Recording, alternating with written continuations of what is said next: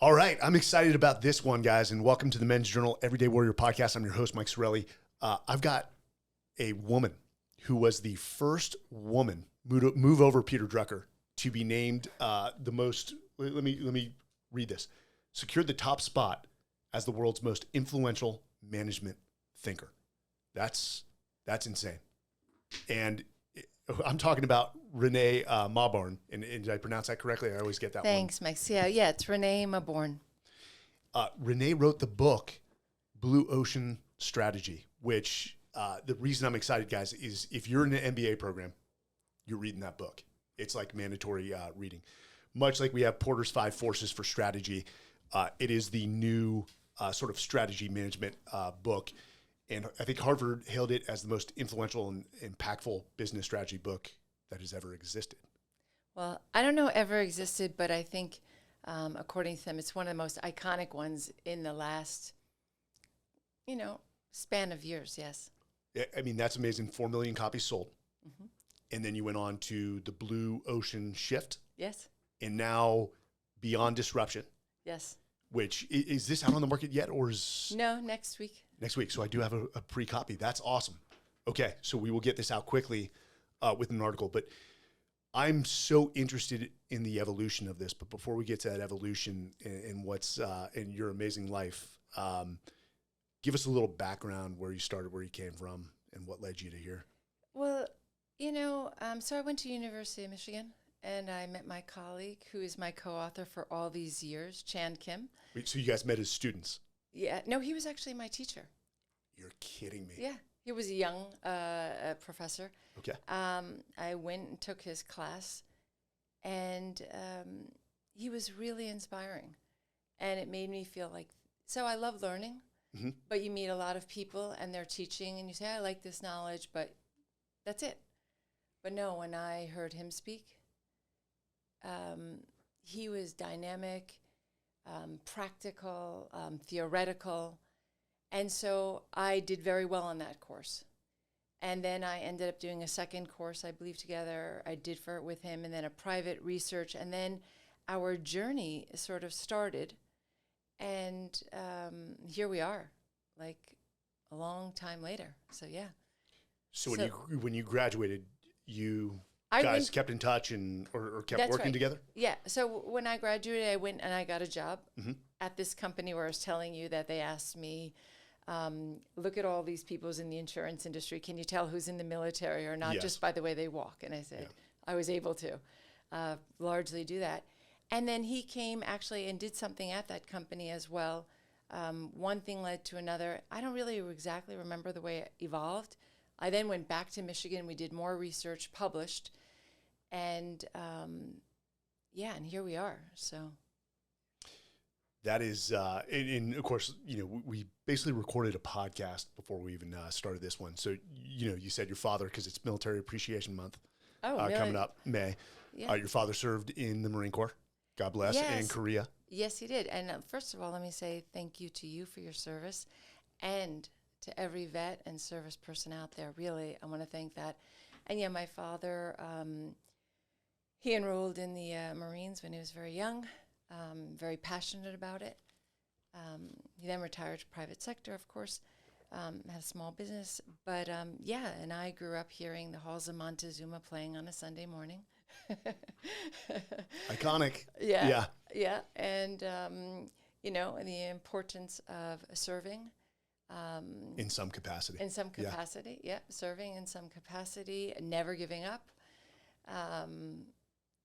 Those were things I always felt from him. Yes. Where were you born and raised? In Westchester County. I'm assuming that's that's New York? outside of outside of New York. Okay. Yeah. You're talking to a West Coast guy here, so I've got to confirm that. When did the concept with Chan start? I mean, did you guys say, "Hey, you've written and published some research papers, like, hey, we were in Michigan at the time, and that's like the mid '80s, and this is when America was being hit for the first time in its history with this new global challenge. And at the time, it was the Japanese. And industry after industry, the auto capital of the world, Detroit, was being devastated. There were entire neighborhoods that were once beautiful, completely boarded up. When you went into Detroit, you saw people despondent in the way they walked down the streets. You were in the center of the city. You could park your car anywhere within a half a second. Tell me how you can find that in any major city. The air was so heavy. And then that was when the word the Rust Belt of America was formed. Yeah. Yes. And the hollowing out of America was occurring. And in fact, they called America increasingly the hollow corporation. The jobs were all leaving. Entire towns, cities were just getting decimated. And it wasn't just the auto industry. It was textiles, it was consumer electronics, earth-moving equipment. And so in the press, what we were reading about was the hollowing of the American corporation, the best of our industrial might was behind us. We were young at the time, and it didn't make sense. And everything we were reading about was, how do you survive? And we were thinking, who's interested in surviving? It's how do we thrive? And yes, the competition's intensifying, but when we looked at the global economy, we're reading, it's like, this is just the first step. All other countries are going to start entering this global economy. So the competition we're seeing today is tough, but it's going to start notching up even more. We're starting a new era. So we got to learn how to get good and how to not just go down the tubes and accept that we'll just somehow survive. What is it going to take in spite of that to thrive? And then we said, okay, everyone's talking about competing. That's all we learned about. But it was actually competition that was killing us. So we said, is that the only way? And as young people, you believe, Mike, you were just saying to me, no one had ever done, what do you call that, the 7 out of 7? The 777, yes. It was impossible, but you made it possible. Well, when you're young, that is one thing. And I think that's something that is sort of like even the book Beyond Disruption Now, we started with, a saying, a grounded optimist have the advantage because they always believe a solution is possible and a better world can be built. And you're a grounded optimist because you look at reality, your feet are firmly on the ground. You're not lying to yourself, but you always believe there's another way. That was maybe something we eternally believe in, my colleague and I. So we said, okay, everyone is really barely surviving. We're letting go of people. Everyone is it was a very dark time in America. But we said, let's look at, are there any companies that are not surviving but are thriving in spite of this? What are they doing? And we set out to find those companies, and we started finding out, interestingly enough, when we talked to companies stuck in what we call that red ocean of declining profits and growth, all they ever told us was, you have no idea how difficult it is. This competition is coming, my cost structure is raising, always attributing, which was true, but attributing why everything was difficult to the external environment. But when we talked to the companies that were starting to thrive, they were saying, you know why the movie theaters are going down? I'm like, why? Because we're not doing anything interesting. They always look to themselves as the reason that we're not doing something exceptional. If we do something exceptional, good things will come in spite of that. And we thought, wow, then that's refreshing. It's not the external world that determines my future. It is my own self-determination and my agency that starts to do that. And we started watching what they were doing, and that's where that concept of red to blue ocean competing to creating comes. That's a long answer to you. No, that's where it is. That is great. So one, as you talk about external factors, one, I love taking military strategy and business strategy, which have a lot of similarities, more than they have differentiations. But you talk about, acquiescing your agency. That you're not in control of your outcomes. I've found that rarely external factors are the driving factor in outcomes. It's usually internal. And actually, to the point, Stephen Kotler, who we had on for his new book, In Our Country, which, have you heard about this book? He wrote a book, basically, he taught himself to park ski at the age of 53. Park skiing is really you got to start young. But after like 6 months, he taught himself a number of tricks, basically saying, hey, there are superpowers of aging. Yeah. So it's a good book for anyone entering into their 30s to understand, you don't, over the hill concept is nothing but a number. But he talked about how positivity, people that are positive live 7.5 years longer than those that are not. Yeah. You talk about the 80s, and I was just too young to really comprehend what was going on at the time. I was born in 77. I'm not dating myself. No, I'm dating myself. I don't. But, I'm going to come around to this question. I recently listened to a video on a flight, actually from New York to California. It was Henry Kissinger and Ray Dalio on, I think it was the Center for Strategic International Studies. Mm-hmm. And Henry Kissinger said something very interesting. He said, post-World War II, we own something like 55% of the world's economy. Mm-hmm. And that was never going to be maintained. He said, even with the best fiscal strategy, we were never going to be able to maintain that. But we could have maintained a dominance with regards to leadership capital across the world. And we're seeing that decline as well. But you said something before we started the podcast that people thought in the 80s that the U.S. was a sunset economy, and that yes. power transition was going to go over to Japan or the East or elsewhere. So you've seen this ebb and flow. Right now, mm-hmm. we are extremely worried, yes. and I think primarily worried about China and their overall GDP overtaking us. Well, they've already overtaken us, but really taking away the advantage. Do you think this is just a driving force to increase innovation within the U.S.? We're going to be okay. We've done this before. What would you say to the people that are just, it's all doom and gloom right now? So one thing I can say is, you can't change the world, but you can change yourself, and you can make your company that it can succeed no matter what. So you don't have to ride that whole boat of America. And if everyone made their boat a blue ocean or beyond disruption, the country picks up because of that, right? So I wouldn't look at that, but I do think part of the issue happened is when our book came out and is out in 46 languages, a bestseller around the world. And that brought us around the world. And as we went around the world, it was very interesting. I would be in a country and I would find that sometimes, look, I love my country, but sometimes when I would talk in our country, and I understand that we know a lot, people would lean back and listen. And when I went to other countries, I noticed they always lean forward in listening. Mm-hmm. I noticed the note-taking. I noticed the energy, the determination. They weren't going to, they wanted to create. I was in one event once, I believe it was in India, and they were saying, all the big global brands at the time, now this is going back 15 years ago or so, are in America that are known around the world. Korea has a few, Samsung and LG. Mm-hmm. Japan has a few, mm-hmm. but we really don't have that many global brands. And their aim was, how are we, in the space of the next 10, 15 years, going to start building our global brands?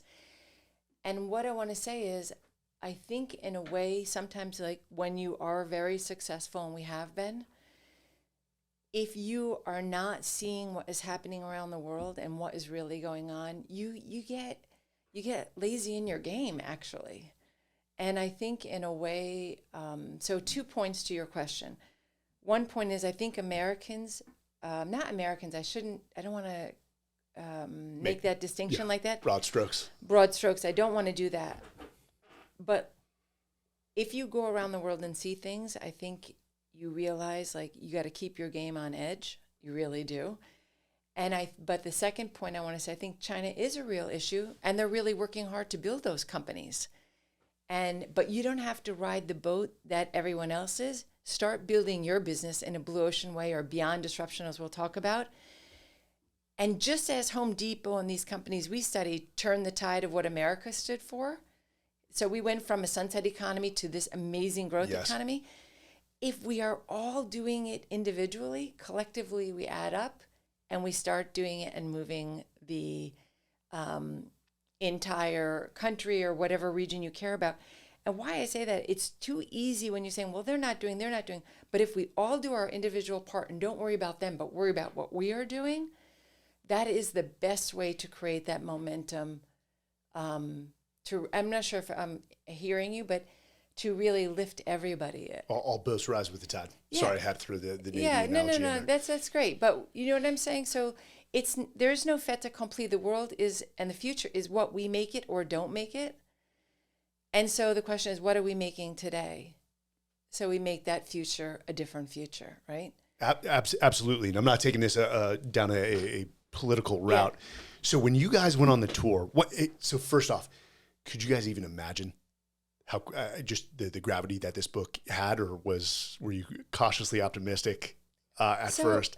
So, I tell you this, Mike, and honestly, so we had a series of Harvard Business Review best-selling articles. Yes. And we had been courted for a number of years from Harvard and other publishers to write a book. And we said, no, there's so many books written every year, but they're just one of many. And we thought, we still don't have a message we think we can really make a difference. And so we wrote this. Now, we were at the time, you ask, how do you even say my last name? So when the book came out, it was 2005, we were based in France. Mm-hmm.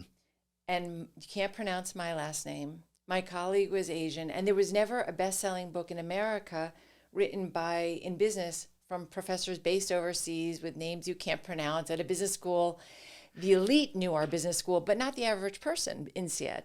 Yes. And so they said, you got a lot of factors working against you guys. So people were, saying, let's just see. And it took off. But let me say one thing that I really think. I think often people that write best-selling books or companies that create great companies, they're really focused on creating like a good book, and they think the issue is important. They're creating a company they believe in serves an important mission, and they want it to be outstanding. That is their first objective, and everything else follows from that. It's like we didn't write a book to create a bestseller. We write a book to be proud of, yes, and that we thought impact. Addressed an issue that we thought was important. Whether the world judged that or not, that was on the world. But so it's like, am I addressing something I think is important and matters?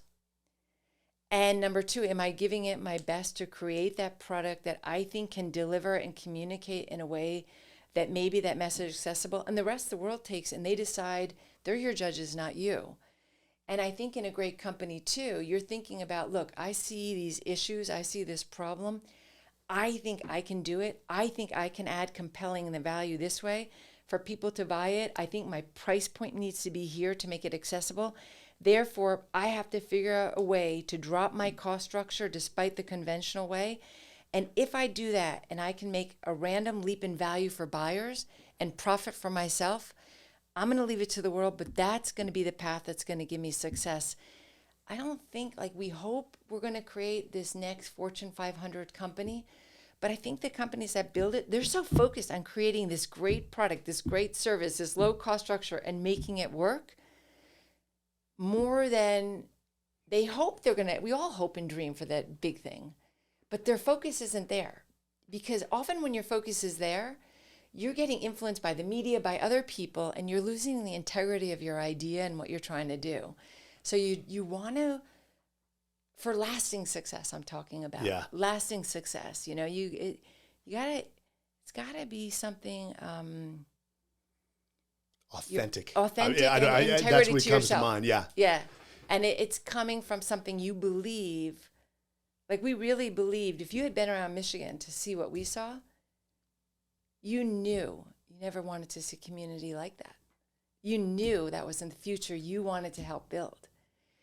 And you knew people personally who lost their jobs. And let me tell you, it's easy to say, oh, our economy's going, yeah, wait till you're on the side of the seat when you lost your job. Yeah. It's a very different reality. And so we thought this would make a difference. And that's how we do it. And I think the companies that do that, in our book, Beyond Disruption, I was in one podcast and someone was asking me, so do you think, Steve Jobs shouldn't have said to his people, let's not disrupt this industry?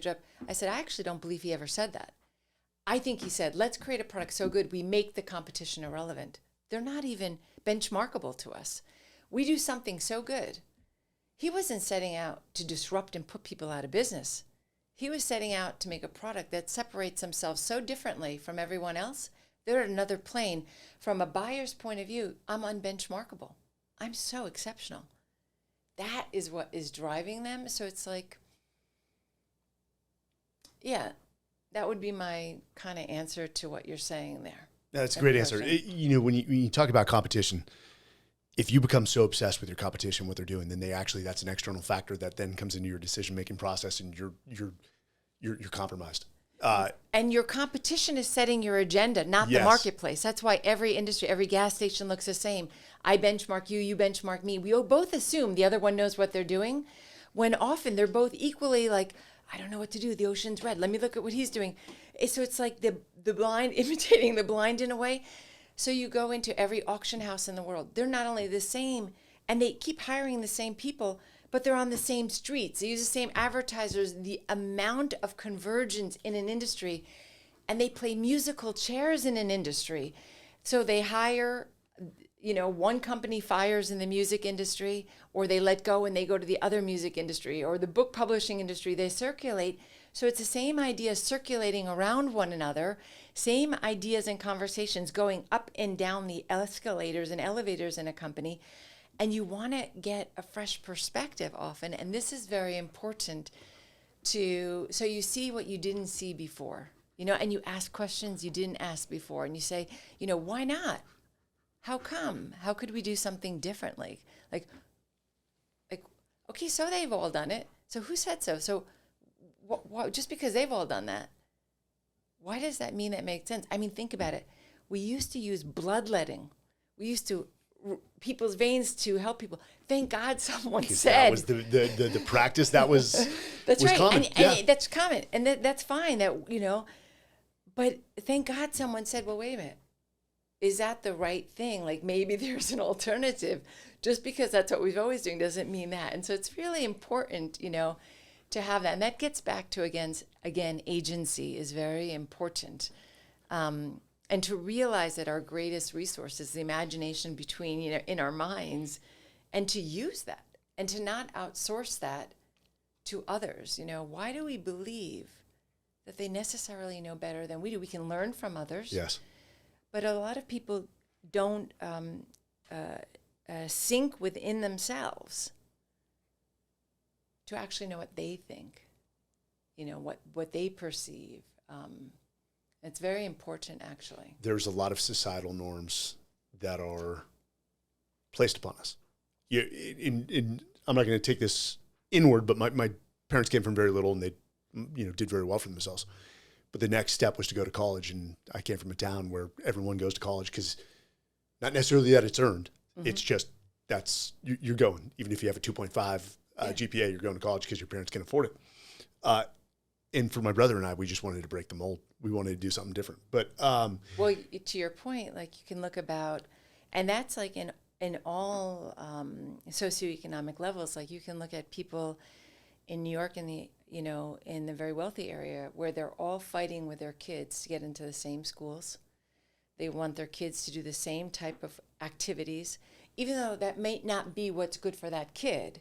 And even though that's actually creating great stress on the parents for the economics of it, mm-hmm. for the wife to chauffeur it around. Mm-hmm. And actually, on the outside, we look like everything is right. But on the inside, we have a child that feels they're not seen, they're not heard, they don't know what they're distinctively good at. The father, the mother, the bread earner is, feels stressed and overtired. There's a lot of stress. And so we always say, like, you can apply this thinking.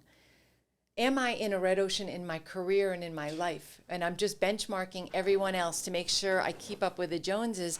And can I not create a blue ocean for my life? What can I eliminate and reduce in what I do that gives me aggravation, adds to my cost, or takes my time away, doesn't add value to let me stand out? And what could I really do to stand apart and create a profile for ourselves in our company, but in our personal lives as parents, to create this blue ocean family where you have high value, lower cost? That's super attractive, Okay, so you've gotten to my question. Where I was going to take this. So I was going to tell the listeners that when you read these books, albeit they may be business centric, that's very safe to say.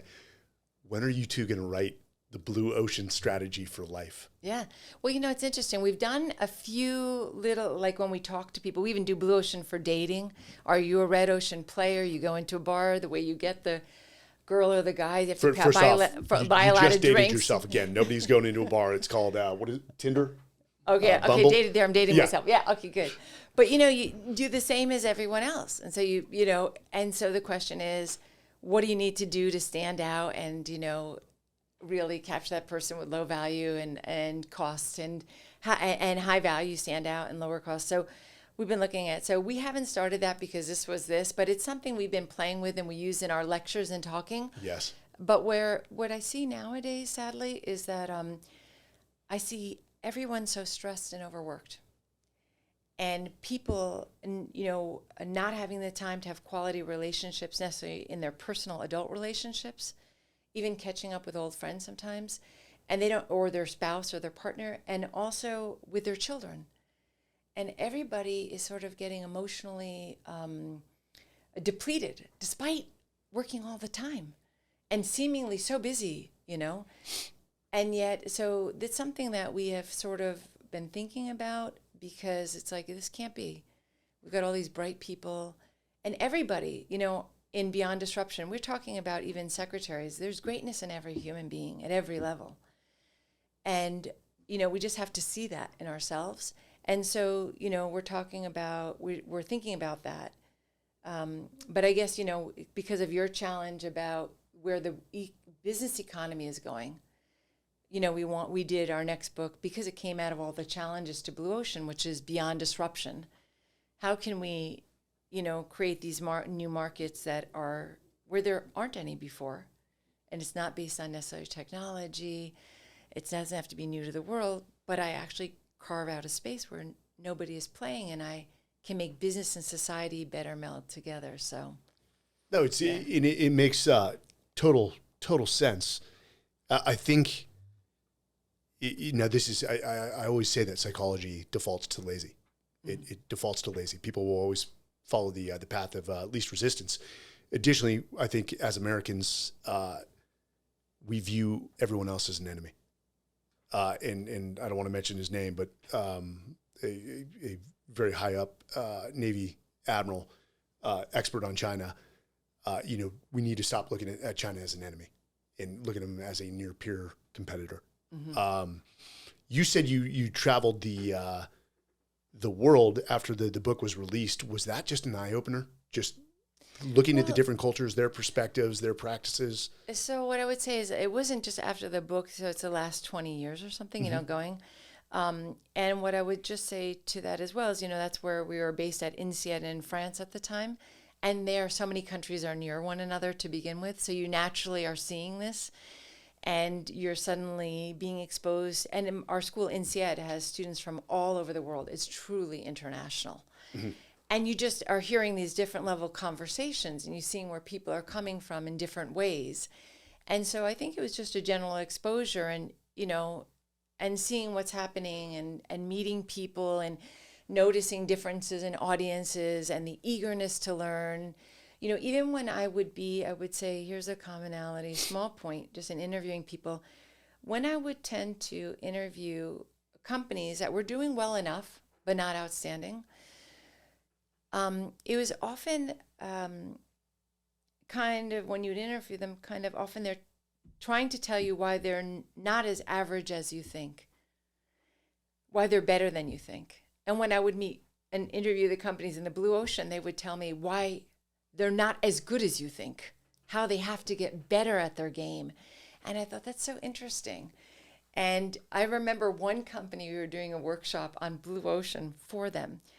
And they said, come on. And they said, I'm so tough. You're so tough. You demand so much. And I said, well, listen, so they say, and the guy said, so, we're not as bad as you're telling us. And I wasn't telling them they're bad, but I made them draw this graph, the strategy canvas, and they look like everyone else. And I said, okay, you think you're not as bad as everyone else? They said, that's right. I said, okay, let's use it as your tagline. X company, we're not as bad. We're not as bad as everyone else. I said, you tell me how well that tagline sells. Let's start branding your company as that. And they're like, oh yeah, that's not a good tagline. I said, then why do you want to live up to that standard? You guys, you're better than that. So give me your best. Let's start thinking differently, And then they do it. And here's the most exciting thing on either one of these. You find people come in, and you were telling me even like the military, we're trained a certain way. Certain people can adapt, certain people can't. People are nervous. You're asking me to think differently. There's some intuitive people can naturally think differently. Steve Jobs, I think he was intuitive. I think Some people just naturally. You're saying nature over nurture sometimes. Sometimes, yeah, of course. No, I believe that applies. Yeah. But you could also, I mean, we'd have a higher success rate if within the education system we did nurture this. We almost rewarded failure, and I learned that one from Bill Campbell. Yeah.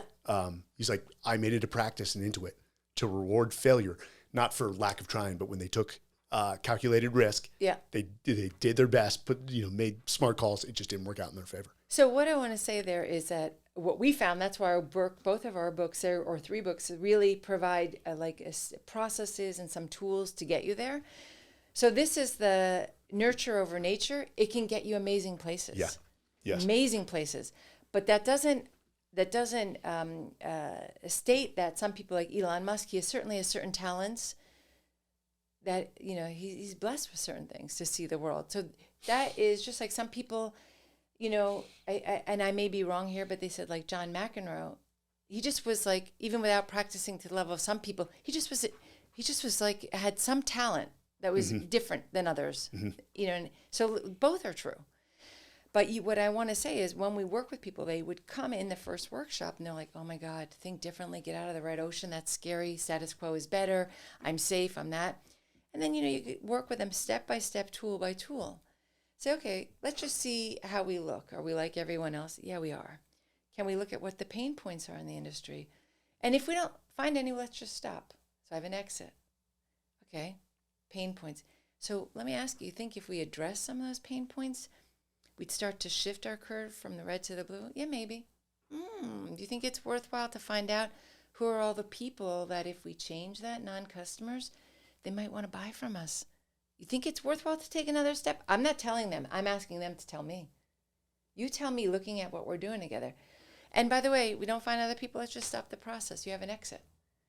Worth one more step or not, you guys, because what we're talking about is growth, opportunities, income, ability to get promoted. You want to take a step or not? Because we can call it quits right now. Because if you don't want to go on the field on this march, I can drive as much as I want, but I'm not going to get anywhere with you. You'll find a way to get around it, undermine it. There's so many clever ways, right? So you ready to step up or not? But we can, right, one more step. Now what am I doing? Every step they're taking, they're learning. Confidence isn't somebody saying, you're the best. No way. That's fake confidence. You get that one weekend retreat, you're pumped, then you go back to the office 4 days later, insecurity comes over you. It's achieved by what you do, what you learn, what you master in your capabilities. What we find at the end, I tell people this, is the most heartwarming thing, is people say, I never knew my team was that good. I never knew my colleague was that good. I never knew I was that good. And it's like, it is such a beautiful moment. And I tell you, I always believe people don't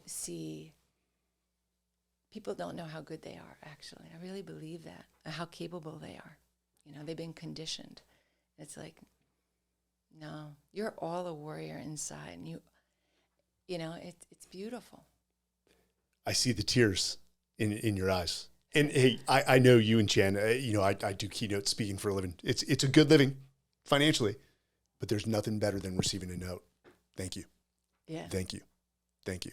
Especially the one 6 months after the engagement.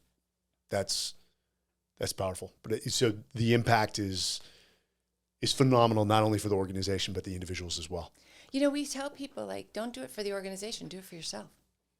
If you're not worth more yourself in the way you think, in the way you perceive this, because maybe you're not going to stay at that company ever, to open your own perspective, then we failed you. Now, mind you, we're writing this book here, and this has been a long journey, so it's not this recent things. No.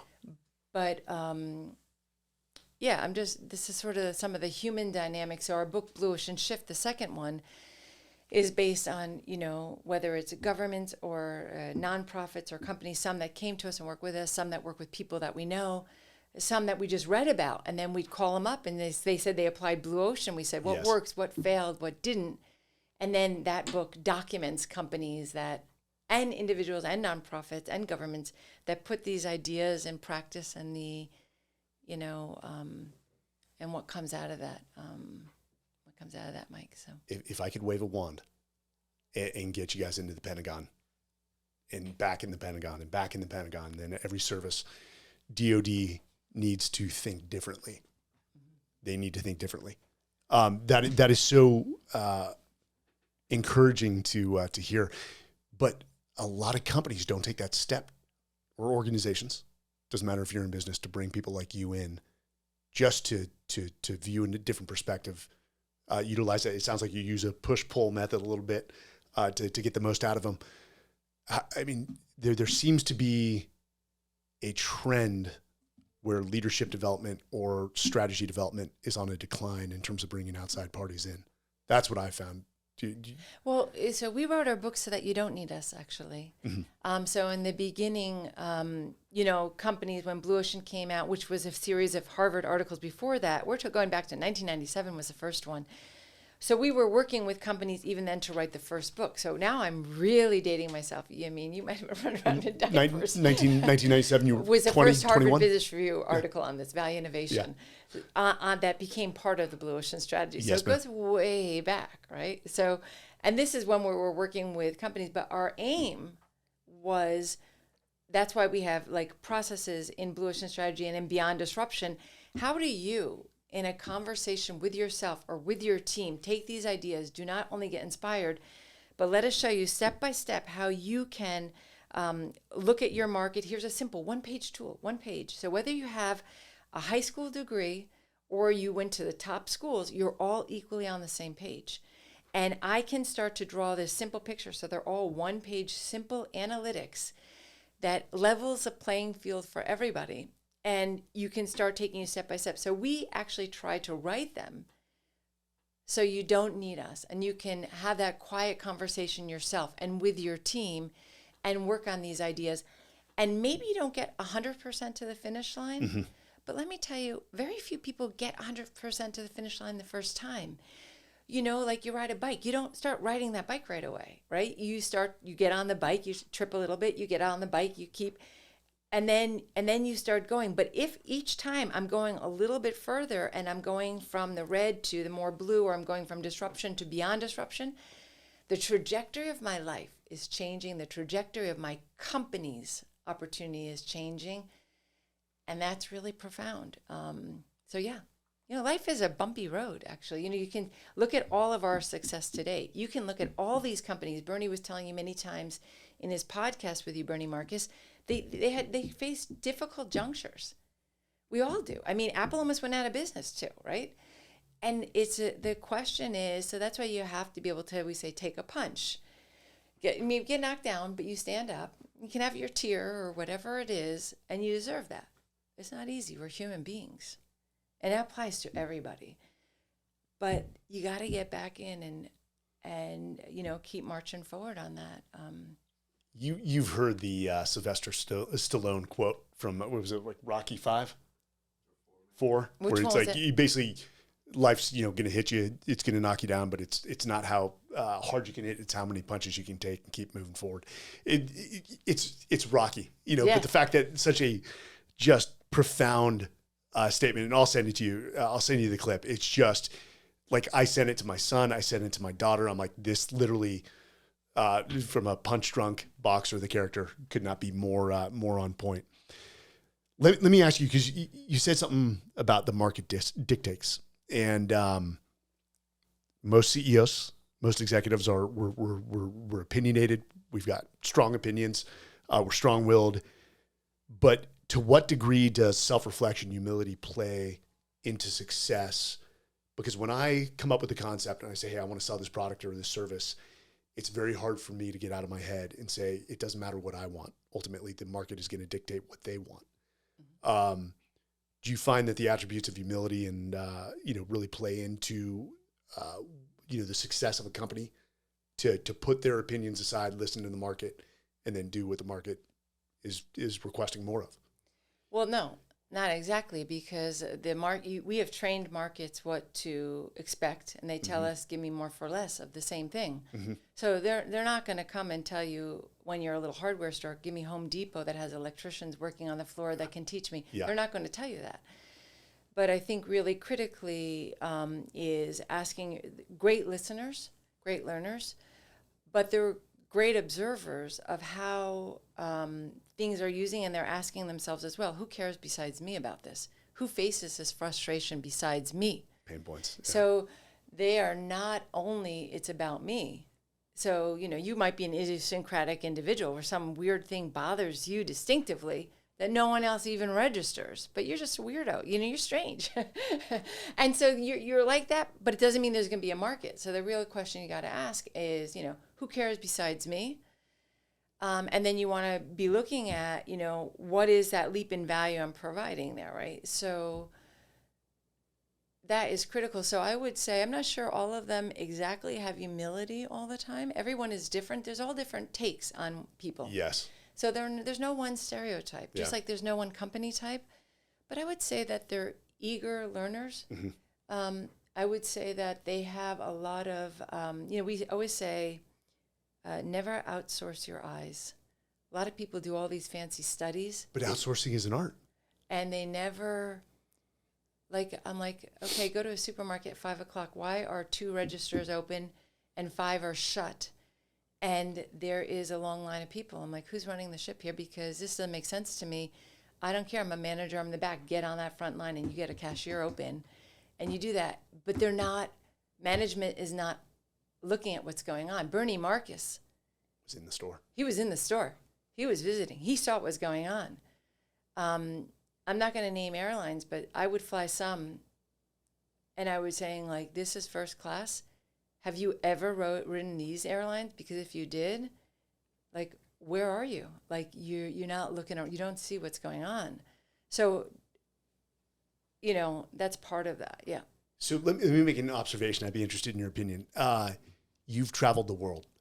To some extent. Let me not say I'm not. So versus the average person, perhaps. You're worldly. But let me put that in context. There are many, many more people that have traveled more than I have. And there are many, many areas that I haven't been to. So I don't want to portray myself as that, but I would say I've been privileged to see a little bit more than the average person. That's a blessing I've had. And that's your humility coming out. You've probably been in more countries than I have. Where I was going with that is sometimes, I'm going to use Japan. It is a service-oriented, culture. Mm-hmm. I've never seen service at such a high level. And it seems like, I remember my dad saying, the days of Pan Am are gone. And again, I can't remember flying Pan Am, but I guess the service was top notch.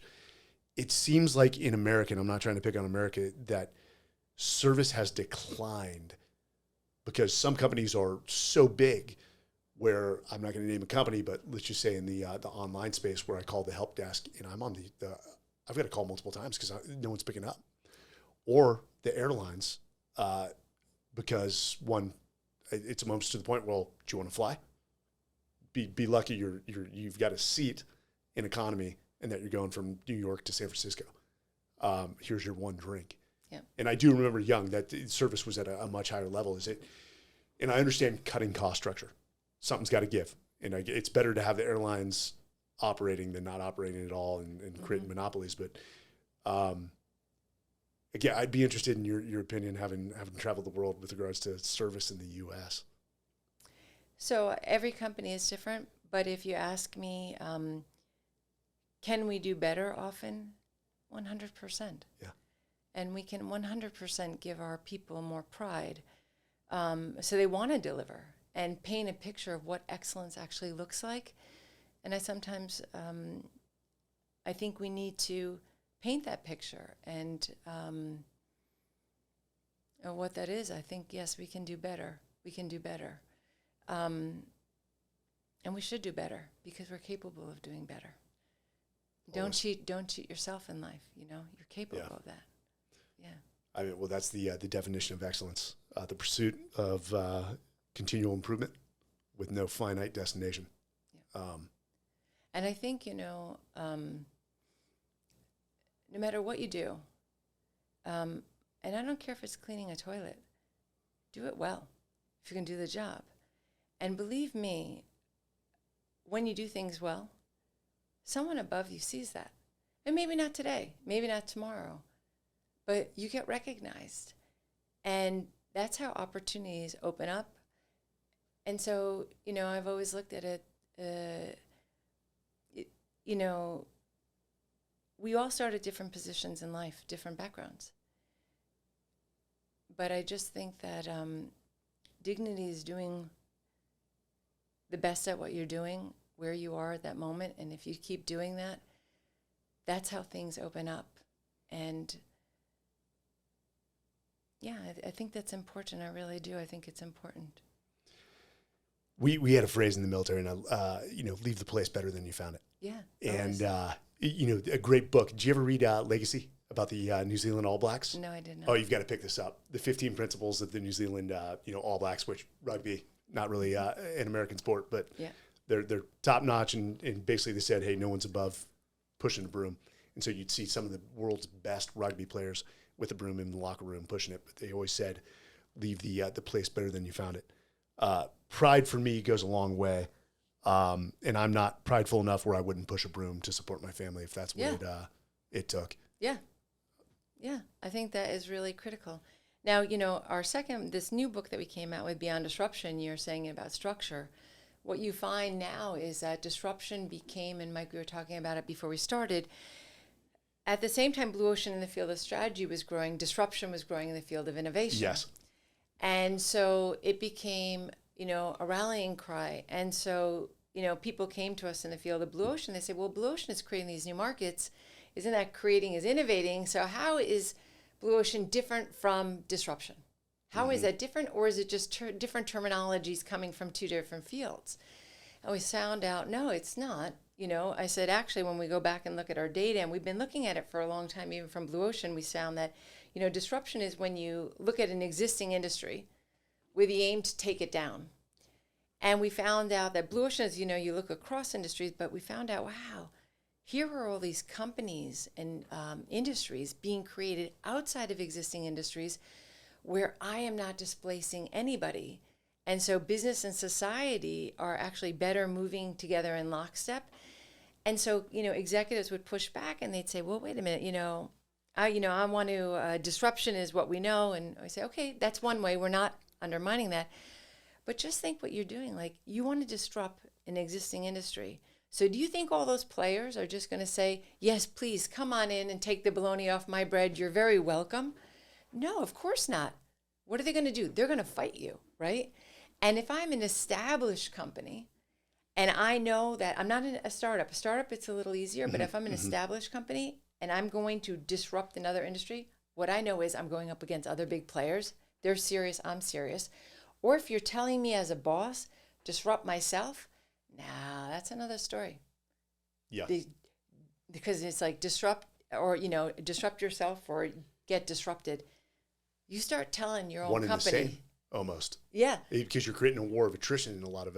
in yourself. Or a Pyrrhic victory. Yeah. And then you ask yourself how your employees are going to be motivated in that mission, because you're asking them essentially, so it's politically and emotionally very, very hard. So people would say, how come Kodak didn't respond to digital photography? They're the ones that created it. That's very easy from the outside to look in. But when you're on the inside and all of your R&D, all of your people, your colleagues who know you, respect your community is based on that, it's really hard to start to do that. So like in Beyond Disruption, we talk about how when Cunard Airlines, after, the World Wars, they were the number one ocean liner bringing people back and forth across the Atlantic. And then, boom, jet travel is discovered. It's fast, it's convenient, it's flexible, and it starts going back and forth. And very rapidly, it starts taking all the travel in the ocean liners. All the others, so Cunard says I was a number one player. And it says, it tried to disrupt back. You disrupt me, I disrupt you. It goes and it buys another airline. It says, okay, I'm going to buy it, and they named it Cunard Eagle. If you can go back and forth on air, so can I, and I've got the resources to buy into the game. The only problem is the people in the game said, we don't want you entering. We don't want you in this beautiful, lucrative ocean. They pushed back. They got the license revoked for them to fly the transatlantic flight. So now here's Cunard. What am I going to do? I'm getting disrupted every day. The people going back and forth on the ocean liner are disappearing overnight. I tried to disrupt back. They cut me off right away, just squashed me like a bug. Now what I'm doing? And so instead they said, well, wait a minute. I got to think differently. And said, why do I need to disrupt? Why can't I start doing something non-disruptive? And they said, what do we use an ocean liner for? To get from point A to B. They said, instead of going from point A to B, why can't we use it that the value of the ocean liner is the journey itself? We add all this entertainment, all this luxury, and we bring people to little different cities that they normally didn't do, because in those days, people weren't doing international travel, really. You had to be certain classes that we can take them to the Caribbean, different places. Why don't we start doing this? And so they created the cruise industry. You know, today I think it brings in $30 billion a year. It's impacted millions and created jobs. And it now is part of Carnival Cruise, but it's the only ocean liner that succeeded. But what they said is, why don't we do something differently? Why do we have to disrupt? Can we create an industry where there wasn't any? And I just, you can stop me, but I want to just give you, I want to give you another one. It's really telling. Post offices around the world are getting decimated. They're often just a cost structure for national governments, right? And you look at France. So France had that challenge because I think the postal letters and envelopes has been down 50% and continues to decline. We use email, we use text, or we use FedEx and UPS when we have something physical, right? So the question for them is, what do we do? Because they're big civil servant employees. So they know they can't compete this way, so they started looking and they found out, wow, big problem in not addressed in society is that average French person actually, they leave their small towns. We talked about this, or I talked about with my taxi driver, actually, my Uber driver. And the kids live these busy, hectic, frantic lives when they grow up in professional. They live in Paris, they live around the world, and they never start to visit their parents anymore. They just don't have time. I would love to come, but there is a soccer match. I'd love to come, but there is this thing. And there's all this loneliness. And they found out in France, the second most trusted individual besides the baker that they buy bread from all the time is the postal worker in their town. So they started this program called Veiller sur mes parents, which is watching over my old parents. And they had it that you could sign up and you could pay for 40 euros a month, that the post office person doesn't only drop the mail off, but has a real conversation with your parent, the older person, and they find out, like, how are you doing? Do you have a problem in your home? Is there something needs to be repaired? What's it like? How are the grandkids? And they have this communication. And then on an app, they report what they found. They tell the kid, by the way, we talk with them. And do you need us to, it's actually even developed, do you need us to go get you something in town or whatever? Again, totally non-disruptive, but addressing this real problem that's actually not only in France, but in so many areas of the world, right? And so we have this sadness where actually as you get older, you feel unseen. Mm-hmm. And even, you know, with the breakdown of families and stuff, and everyone living far away and busy and working around the clock, they don't get together the way it used to be. And it's a beautiful opportunity they're creating. Again, did I disrupt anyone? No. And what am I doing in both cases with Carnival? I leverage my existing assets and I'm non-disruptive. With the post office, again, I'm leveraging my existing assets. And people often say, oh, Jan and Renee, you guys are impossible. You first pushed us blue ocean. Now you guys are pushing us non-disruptive. And we're like, yeah. But by the way, why don't you start when you open your imagination space to discover, you know, problems that exist that we take for granted that you can solve outside of an industry or these opportunities. You'll find often you can leverage a lot of what you have. They're not far away like you think. They're right next to us. I mean, we give the beautiful example in Beyond Disruption of the IPL, Indian Premier Cricket League. The I think it's the wealthiest sports franchise in the world. They were sitting on the cricket industry in India. But, you know, cricket matches, they go for 5 days or one full day, Test cricket or ODI. Mm-hmm. Mm-hmm. And while Indians are passionate, they call cricket their religion, very few people can watch a 5-day match because it's meant to actually test your spiritual strength to endure 5 days, not only your physicalness. And then they create this non-disruptive opportunity to say, let's create a whole new market outside of cricket that brings dancing in, lights, let's shorten it and just do it in 3 hours instead of 5 days. And they created the #1 franchise never took away from cricket. Whole new marketplace, right? Leveraging what they had. These are the opportunities that we're not tapping that we could. And guess what? I don't have to take you on. Why should I think it's macho? I'm going to become a king because I'm going to beat up people. Like, if I can become a king or a queen and all this money without punching somebody with a lot of effort, why would I not do that? Why do I somehow feel I have to take someone down to create something? That's like, there's no wisdom in that. I mean, that's not to say that there aren't industries that need to be disrupted. But wow, if I can do that without taking them down, that is so much better. Yeah. So I was going to ask that. Why do I feel it's like human nature in order to create something new, I've got to destroy something of old?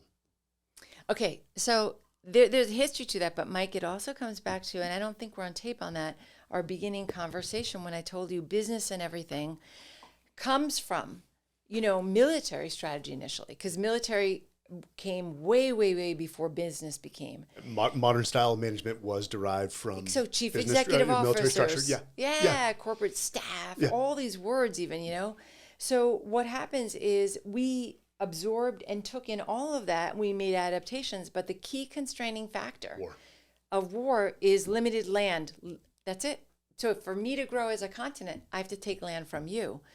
And when we moved into business, we never realized that that constraint doesn't exist. Business land is unendingly expanding, right?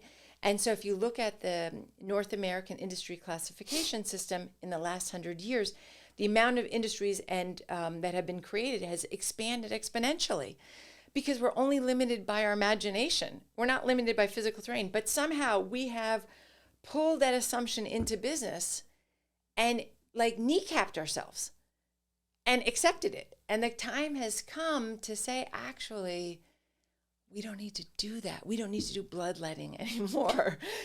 That's one way, but there is another way. And it's not like in Blue Ocean, competing matters. We're not saying it doesn't. You need to know how to compete.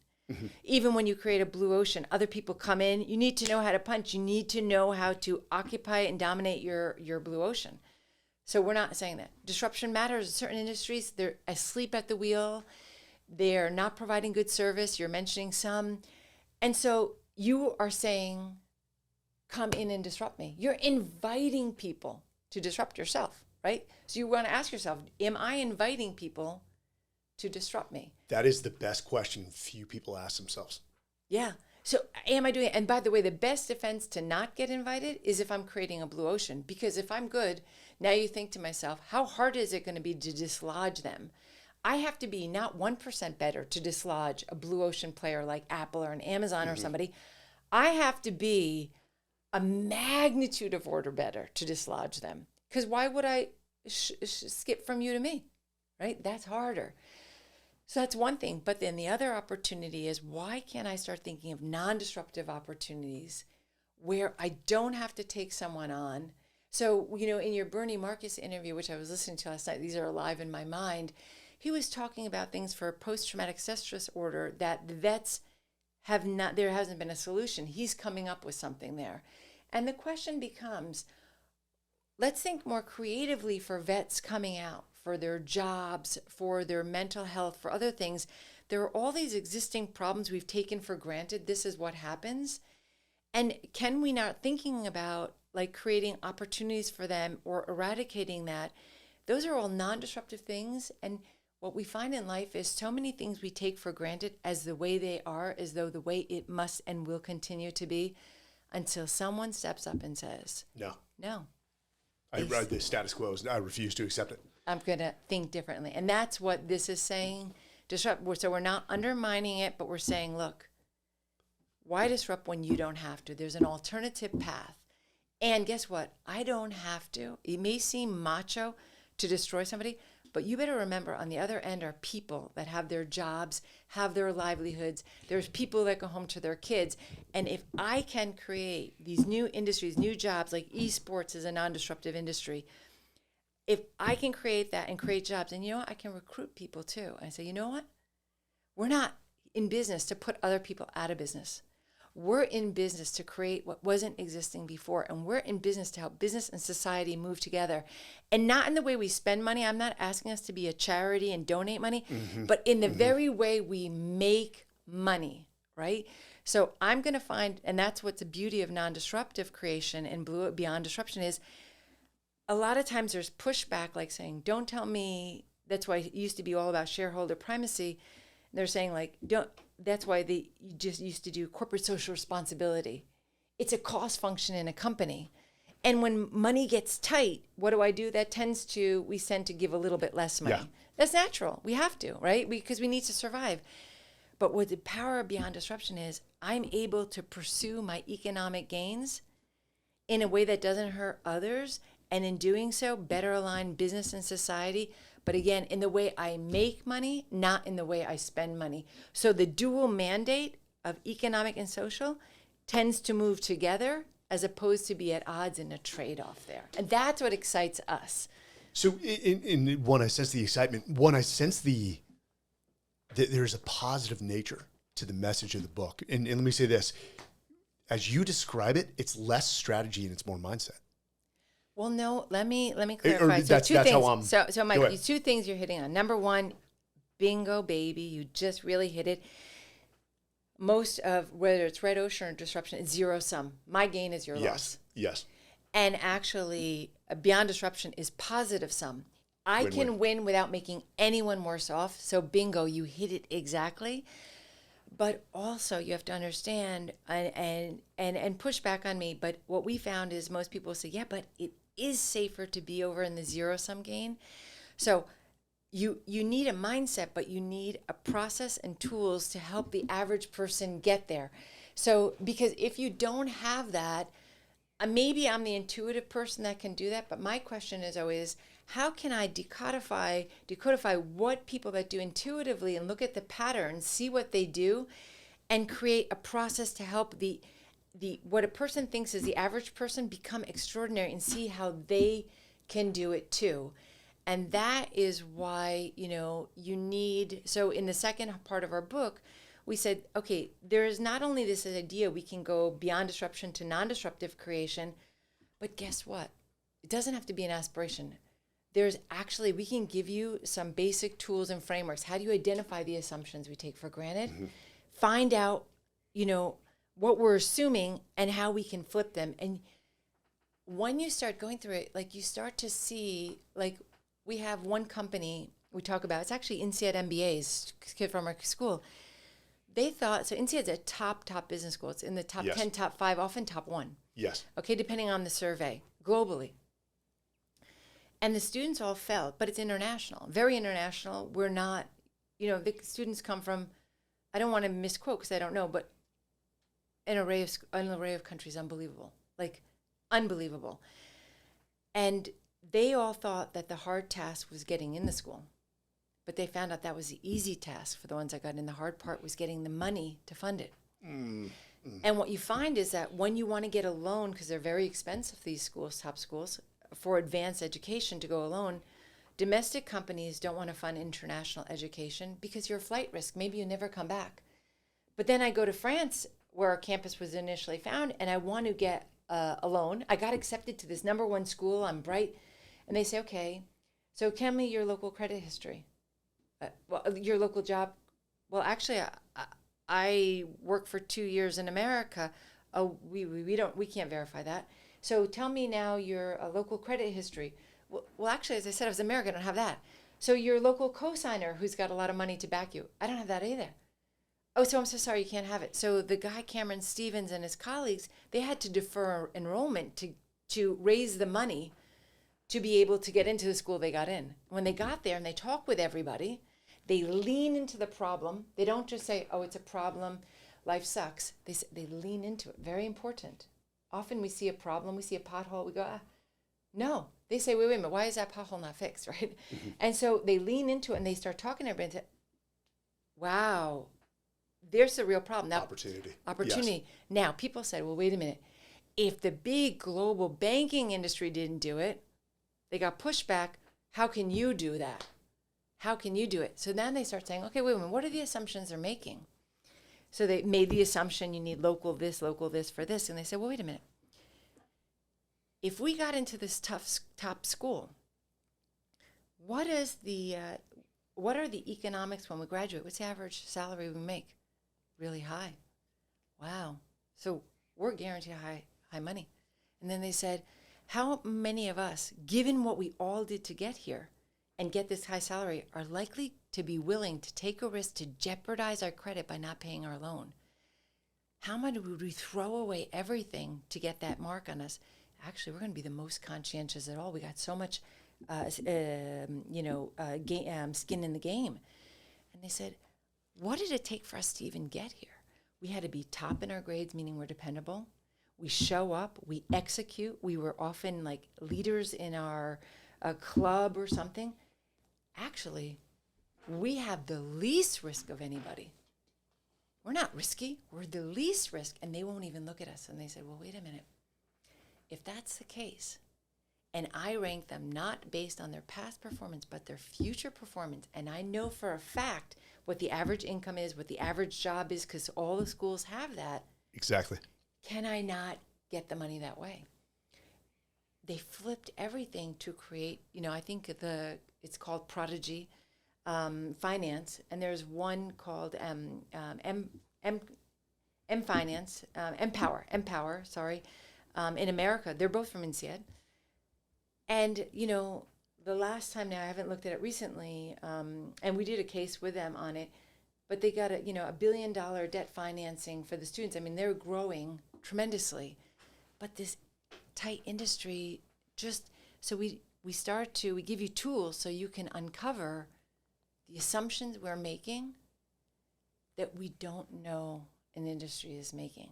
So when you say there's no strategy, actually, you got to get systematic to tell you, how can I unroll that and get down to the nuts and bolts so I can see what's been blocking that and, analyze that and get much more systematic, because there'll always be risk, but how do I, Mike, de-risk that?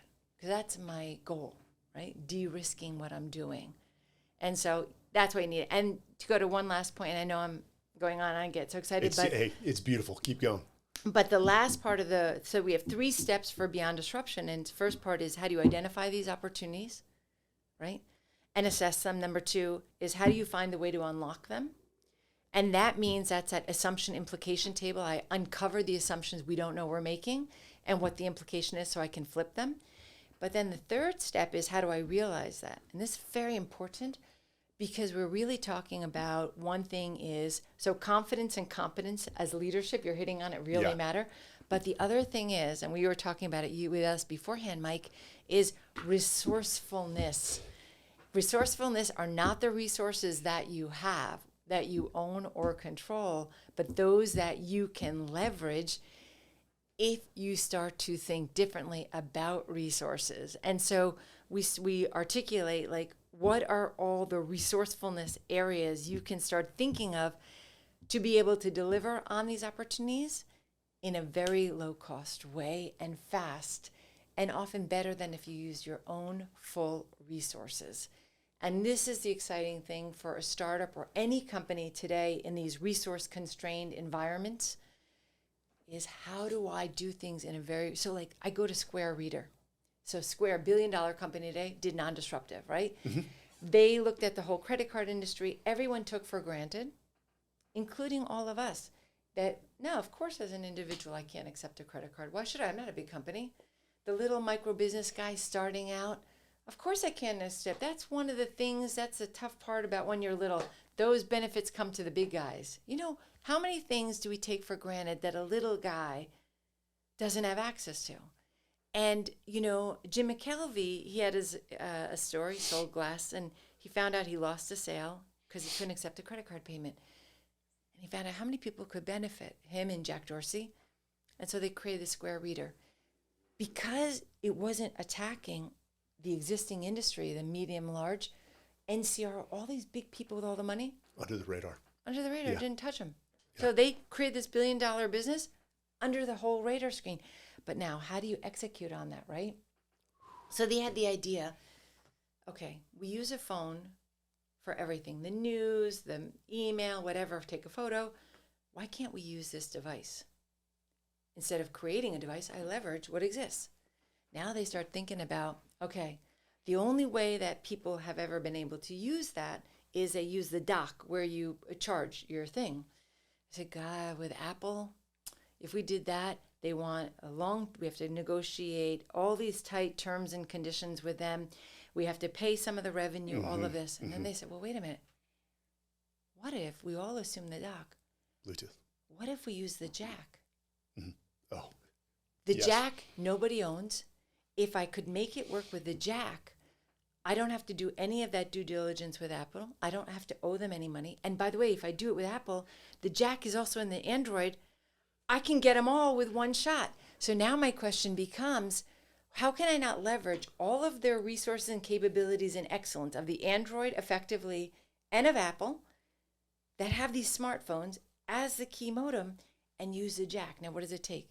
Does that mean it was initially obvious and easy? Jim McKelvey has a fantastic book on it, The Innovation Stack, to do that. But now they start saying, okay, but would that allow us to drop our cost structure like this and leverage all that excellence? Yeah.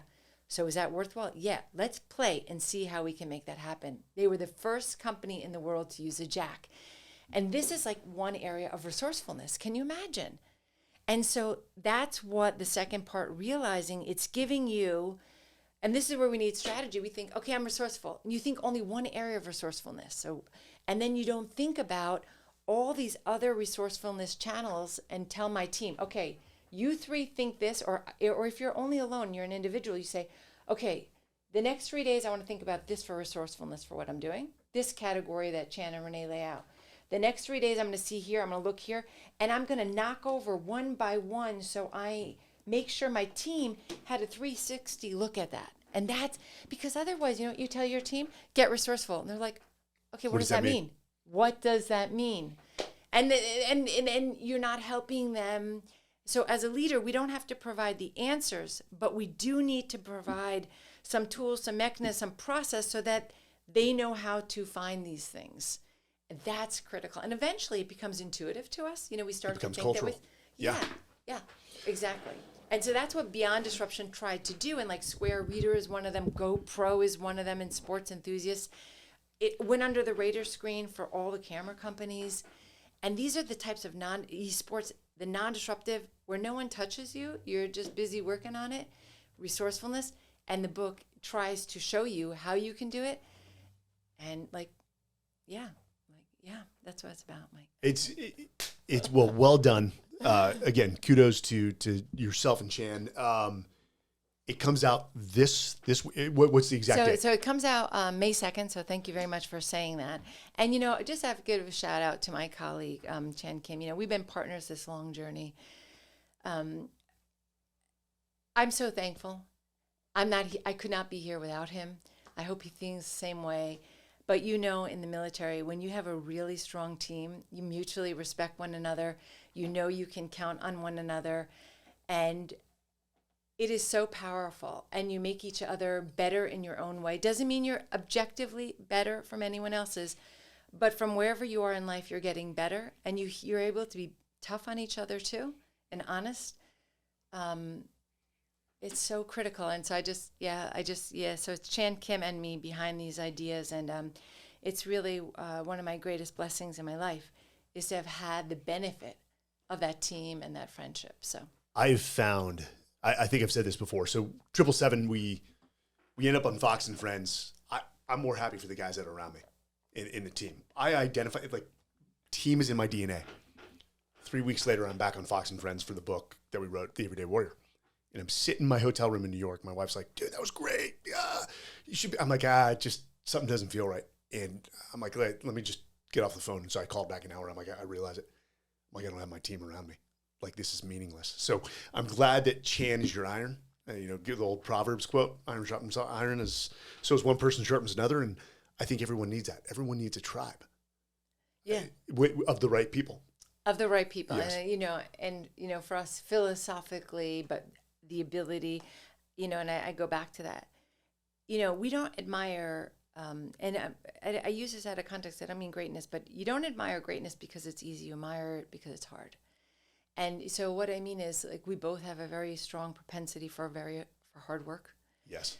To redo something the 100th time when you're absolutely exhausted because you just don't think it hit the bar that you wanted. Like the manuscript? Yeah. But it's not only the manuscript, it's everything in life, right? Yes. So you're willing to go back because there comes a point in anything you're just tired.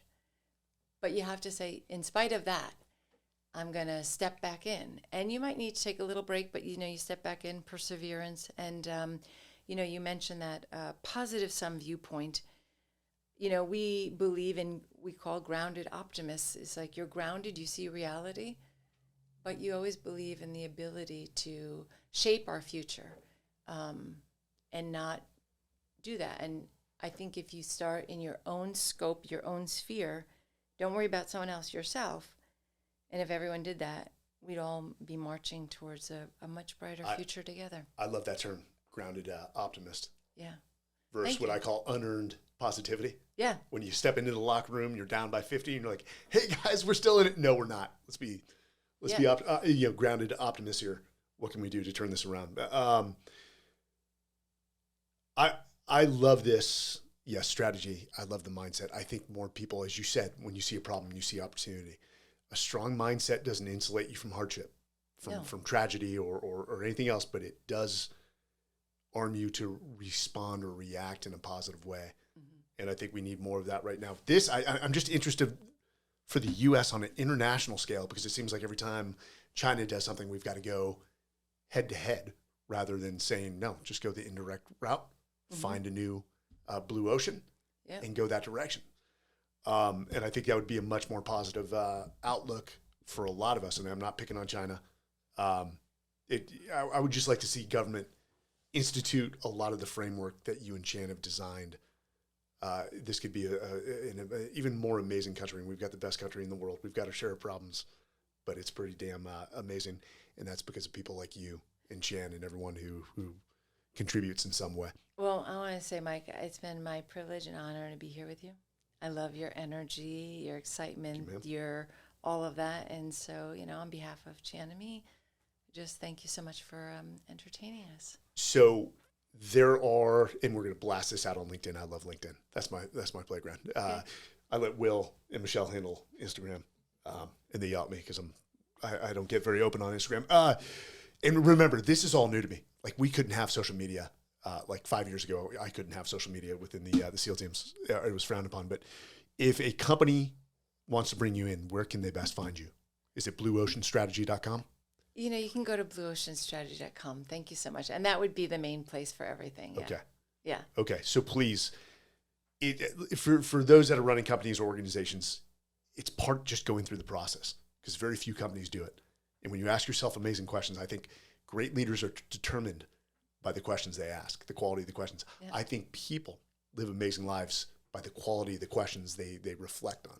Yeah. So please reach out, blueoceanstrategy.com, but you're not off the hot seat yet. So Renée, we end this with really two questions. The first one is, you've lived a good life, you've traveled, you've worked with a lot of businesses, a lot of organizations, you've seen some good leaders, you've seen some bad leaders, you've seen high performers, you've seen low performers.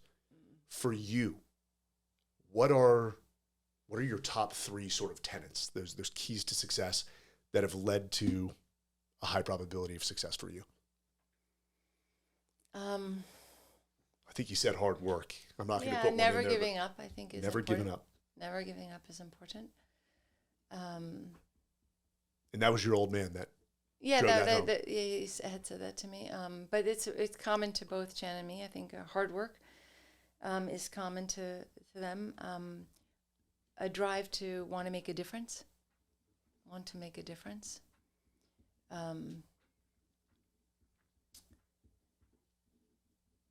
And I think there's probably many qualities, but I think they're unending learners. No matter what stage they are, they're always learning. They're seeking to learn all the time to get better. Yeah, I think that would be, so if I think about leaders, and I would say that for us, that would be pretty true as well. Persistence, take a punch, those are important things too. Yeah. we interviewed Tracy Keogh, who was the CHRO of Hewlett Packard. She was the one that went out and convinced the board to hire Meg Whitman. But we interviewed her for the book because she's a phenomenal business leader. Amazing story. Mm-hmm. And she phrased it. She's like, I assess, or I think one of the highest attributes of high performers, regardless of age, was they had this, what she called fire in the belly. Mm-hmm. And she said they just were always assessing the status quo. Is there a better way to do it? Yeah. And she said they could be 60 years old, 20 years of tenure in HB, and they still outperform the 20, 30-year-olds with a higher education. Well, it's Bruce Springsteen. They say you got to be hungry. Hey, baby, I'm starving tonight. I'm trying to remember the phrase of when somebody's sort of mantra for hiring was get them poor, hungry, and I'm forgetting the third. It'll come to me. So the last one is, one of the things that I'm concerned about, and some people aren't, and that's a totally fair response, but your legacy, when all is said and done, let's say 50 years from now, what do you want your legacy to be? So, Mike, I don't have that big ambition. I just think I want my legacy to be that my parents thought I was a good daughter, and my daughter thought I was a good parent. That was really there, a good sibling, a good friend, a good partner. I think that's what I want. Yeah. And that is the best answer people give. The things that are truly important. Well, Renee, congrats on the book. We'll definitely push this on May 2nd. For the listeners, go get it. Go get it. I think it'll reframe for those that are aggressive, which is not a bad quality. It doesn't always have to be an opponent on the other side. You can do it without displacing anything. And let me say something. When I work with companies, they often say, hey, well, this isn't the risk of life and death like war. And I do appreciate that. And I actually bring it back. I said, have you ever lost your job? For some people, that's life and death, especially if they have to go home and look at their kids and say, hey, we're going to have to cut back, or we're going to have to move, or, hey, I can't put food on the table tonight. Well, it's interesting you say it. Just the driver that I just had that got me here, he was just talking about, I was having trouble putting food on the table. And then when you strip that of a human being, it's more painful than we know. And, it's very real. Dignity is is a lot. Yeah. So business is life and death. And I don't think a lot of people, I don't want to add this dark cloud over what we do, but no, it's important. And the hardest thing I've ever had to do is lay people off. It kills me. Yeah. It kills me. Yeah. Yeah. So I hope we can just keep it all life. Yeah. Yeah. But I know that people are capable of a lot. But Mike, thanks so much for this conversation, for having us. And Chan and I both deeply appreciate that. So. Thank you for coming. Thanks. All right, guys. This has been another episode of the Men's Journal Everyday Warrior podcast. I'm your host, Mike Sarraille. We'll see you again next time. Thanks.